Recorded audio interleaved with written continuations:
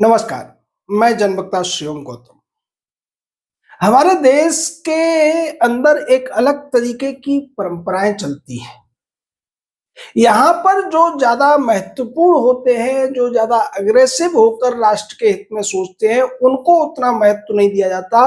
जितना कि जो उदासीन स्वभाव के होते हैं, वो हर चीज को सहने की बात करते हैं या फिर अप्राकृतिक नियमों की बात करते हैं, उनको बहुत महत्व दिया जाता है।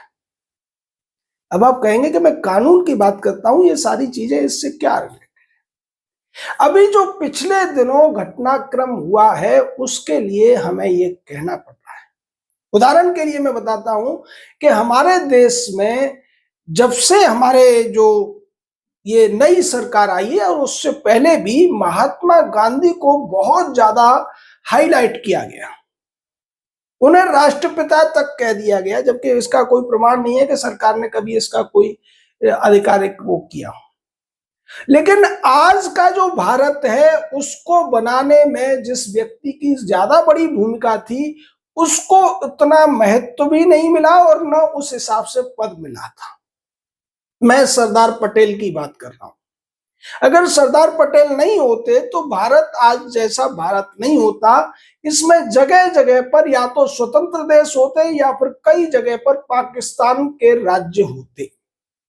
सरदार पटेल ने 500 से ज्यादा रियासतों को मिलाकर भारत के नक्शे को आज जैसा दिखता है वैसा बनाने का काम किया था। इस सबको कहने के पीछे कारण ये है कि आप अगर शासन चलाते हैं, एक राष्ट्र चला रहे हैं, तो आपको मजबूत होना पड़ेगा। आपको गांधीवादी नहीं बल्कि सरदार पटेलवादी होना पड़ेगा। आज के जो प्रधानमंत्री हैं, वो शुरुआत में सरदार पटेलवादी थे, लेकिन अब ऐसा लगता है कि वो पूरी तरीके से गांधीवादी हो गए हैं। अब आप कहेंगे कि मैं ऐसा कह के उन पर सवाल उठा रहा हूं। नहीं, मैं उन पर सवाल नहीं उठा रहा हूं, लेकिन उनकी जो अत्यधिक उदारता है उस पर सवाल उठा रहा हूं। आपको याद होगा कि पिछले दिनों हमने आपको बताया था कि कांग्रेस पार्टी के अध्यक्ष मल्लिकार्जुन खड़गे ने एक बयान दिया था कि आरएसएस और बीजेपी जहरीला सांप है और इसको मार देना चाहिए। अगर आप नमाज भी पढ़ रहे हैं तो नमाज को तोड़कर आप उनको मार सकते हैं। ऐसा कुरान में लिखा हुआ है। ये दावा, झूठा दावा किया था मल्लिकार्जुन खड़गे ने। और हमने तब भी कहा था कि मल्लिकार्जुन खड़गे के खिलाफ नरसंहार का आह्वान करने की एफआईआर होनी चाहिए और इसको गिरफ्तार किया जाना चाहिए। लेकिन बीजेपी ने ऐसा कुछ नहीं किया। हालांकि कुछ एफआईआर हुई जरूर, पर मल्लिकार्जुन खड़गे की गिरफ्तारी नहीं हुई।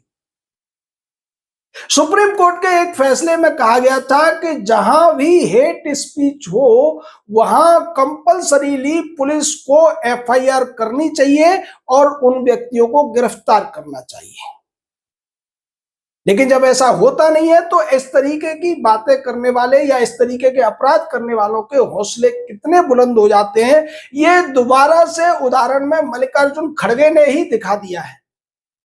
खड़गे ने अभी जो लेटेस्ट बयान दिया, उसमें कहा कि देश के प्रधानमंत्री मोदी एक आतंकवादी हैं, टेररिस्ट हैं, और अन्ना द्रमुक जो है, एआईडीएमके जो है, जो अन्ना दुरई के सिद्धांतों पर चलती है, वो इनके साथ कैसे चल रही है। हालांकि बाद में इस पर सफाई दी गई है। कई लोग दूसरे नेताओं के इस तरीके के बयानों को सामने ला रहे हैं, लेकिन इसका मतलब ये तो नहीं है कि किसी एक व्यक्ति ने गाली दी है तो आप भी इसी तरीके से गाली देंगे, आप भी इसी तरीके से हेट स्पीच करने लगेंगे और आपको छूट मिल जाएगी। लेकिन उसके बावजूद मल्लिकार्जुन खड़गे के खिलाफ भारतीय जनता पार्टी के तमाम प्रवक्ताओं ने बयान तो दे दिए, पर किसी ने भी कड़ी कार्रवाई के लिए उसकी गिरफ्तारी की मांग नहीं की और उसके ऊपर हेट स्पीच का केस चलाए जाने के लिए वो आगे बढ़ते हुए दिखाई नहीं दिए। इस सब के पीछे वजह यह है कि हमारे प्रधानमंत्री इन चीजों को सहते आ रहे हैं और वो बेहद उदार बने हुए हैं। वो इन चीजों का चुनाव में फायदा तो चाहते हैं, लेकिन इस तरीके की हेट स्पीच देने वालों के खिलाफ कोई कार्रवाई नहीं चाहते, क्योंकि वो गांधी के सच्चे चेले साबित होना चाहते हैं। अगर आप गुजरात से होने की वजह से गांधी के सच्चे चेले बनना चाहते हैं, तो सरदार पटेल भी गुजरात से ही थे। इस देश की जनता ने आपको इसलिए चुना है कि आप अपराधियों को दंड दिलाने का काम करें। कोई भी व्यक्ति अगर संविधान का उल्लंघन करता है, कानूनों का उल्लंघन करता है, तो आप उसको सजा दिलाने में अपनी भूमिका निभाएं। दूसरी तरफ देखिए, यही भारतीय जनता पार्टी है, यही प्रधानमंत्री है, और ये जो संसद में इन्होंने कहा था, उसको जब बाहर आकर ये बयान देते हैं, तो कांग्रेस पार्टी विशेषाधिकार हनन का मामला लगा देती है लोकसभा अध्यक्ष के सामने कि प्रधानमंत्री ने संसद की बातों को बाहर आकर कहा है, जो साफ तौर पर विशेषाधिकार हनन है। और यह नोटिस अब कांग्रेस की तरफ से लोकसभा अध्यक्ष को दे दिया गया है।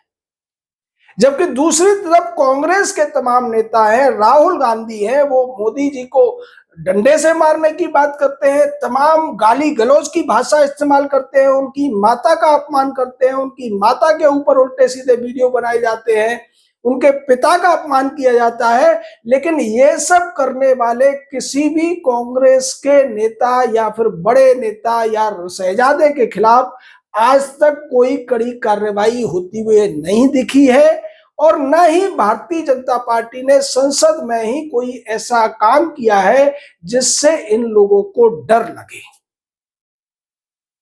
तमाम पिछले चुनाव में भी डीप फेक वीडियो बनाए गए थे, अमित शाह को लेकर वीडियो बनाए गए, मोदी जी को लेकर वीडियो बनाए गए, लेकिन उन सब मामलों में कहीं भी किसी व्यक्ति को कोई न तो सजा हुई, न उस व्यक्ति को गिरफ्तार किया गया। मल्लिकार्जुन खड़गे का जो बयान है, अगर यही बयान बीजेपी के किसी नेता ने दिया होता, बीजेपी की सरकार होते हुए भी उस व्यक्ति के खिलाफ न केवल एफआईआर हो गई होती, बल्कि कर्नाटक, केरल या तमिलनाडु जैसी कोई पुलिस उसको गिरफ्तार करने भी पहुंच गई होती। इसीलिए तो कहा जाता है कि भारतीय जनता पार्टी पिछले 12 सालों से सत्ता में जरूर है, लेकिन सत्ता के ऊपर असली पकड़ आज भी कांग्रेस की बनी हुई है। खासकर अदालतों के मामले में तो ये बिल्कुल स्पष्ट तौर पर देखने को मिल रहा है। इस मामले में सुप्रीम कोर्ट को भी सुमोटो लेने की जरूरत थी, क्योंकि जिस तरीके से नुपुर शर्मा के मामले में हमें सुप्रीम कोर्ट हाइपर एक्टिव दिखाई दिया था, क्या यहां जो मल्लिकार्जुन खड़गे ने कहा है या उससे पहले कहा था, वो हेट स्पीच की आप कहें कि एक सुपरलेटिव डिग्री का मामला नहीं है?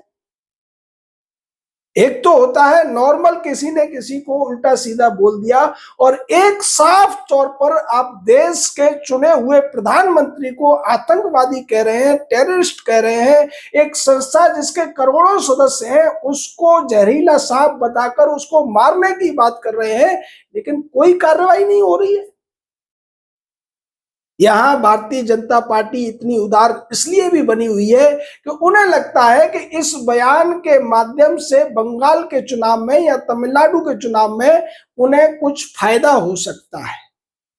उन्हें यह भ्रम है कि अगर उन्होंने कड़ी कार्रवाई के लिए खड़गे के खिलाफ एफआईआर करा दी, खड़गे को गिरफ्तार करा दिया, तो सहानुभूति मिल जाएगी कांग्रेस को।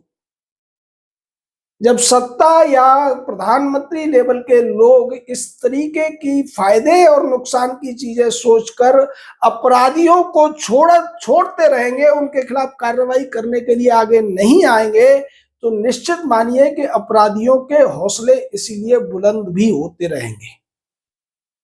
एक तो हमारे यहाँ पहले ही अपराधियों को अदालतों से सजा नहीं मिल पाती है।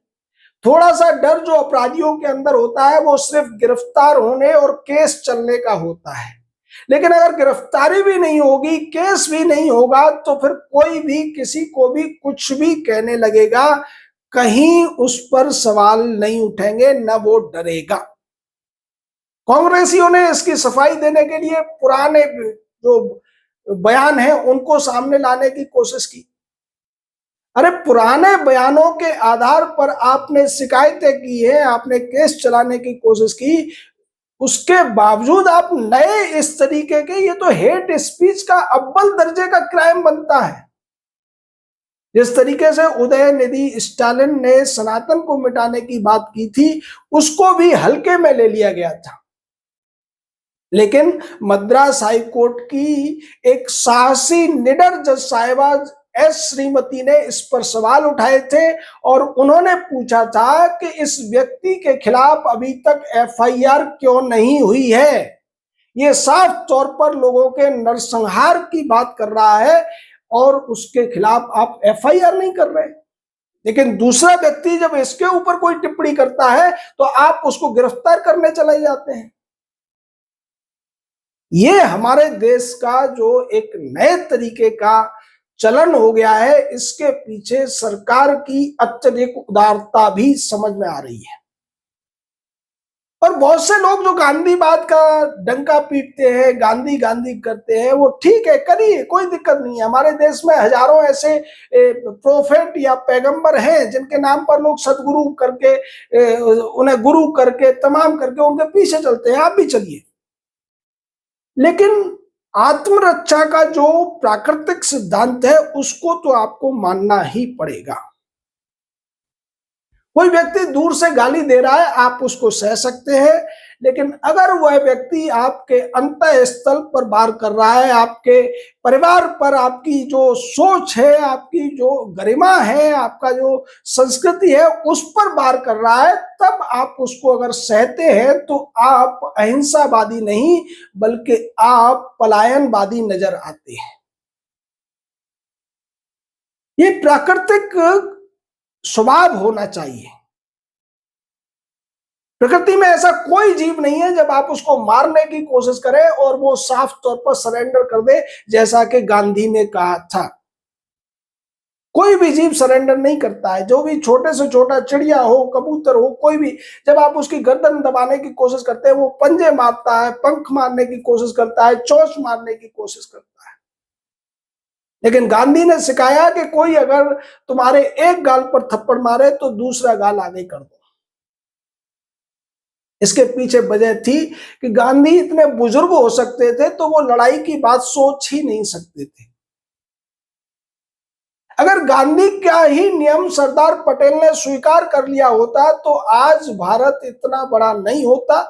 भारत में न हैदराबाद होता, न गोवा होता, न जम्मू कश्मीर होता, न जूनागढ़ होता, न दूसरी अन्य रियासतें होती जो भारत के बीच बीच में कहीं कहीं या तो स्वतंत्र देश के रूप में होते या फिर पाकिस्तान के राज्य के रूप में होते। ये सरदार पटेल की उस ताकतवर पॉलिसी का ही कारण था कि आज भारत ऐसा दिखाई देता है। और यही वास्तव में व्यवहारिक भी है कि अगर आप, ठीक है, आपको हिंसक होने की जरूरत नहीं है, लेकिन अगर कोई आपके ऊपर हिंसात्मक हमला करता है तो आपको अपने बचाव में आत्मरक्षा के लिए वो सब कुछ करना चाहिए जिससे उस हिंसा का जवाब दिया जा सके। यहां हम ये नहीं कह रहे हैं कि मल्लिकार्जुन खड़गे के खिलाफ आप बयान दीजिए। कानून के अनुसार मल्लिकार्जुन खड़गे ने जो कुछ पहले कहा था, जो कुछ अब कहा है, उसके ऊपर कड़ी कार्रवाई करने की दिशा में आप आगे बढ़िए। देश आपसे यही चाहता है।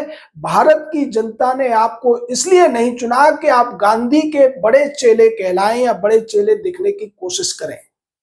भारत की जनता ने आपकी उस एग्रेसिवनेस के लिए आपको चुना था जिसमें उन्हें लगता था कि ये सरदार पटेल के चेले हैं। भारत को सरदार पटेल के चेले की जरूरत है, गांधी के चेले की नहीं। आप सबका इस पूरे मामले पर क्या कहना है, अपनी राय दीजिए। हमारे साथ जुड़े रहिए।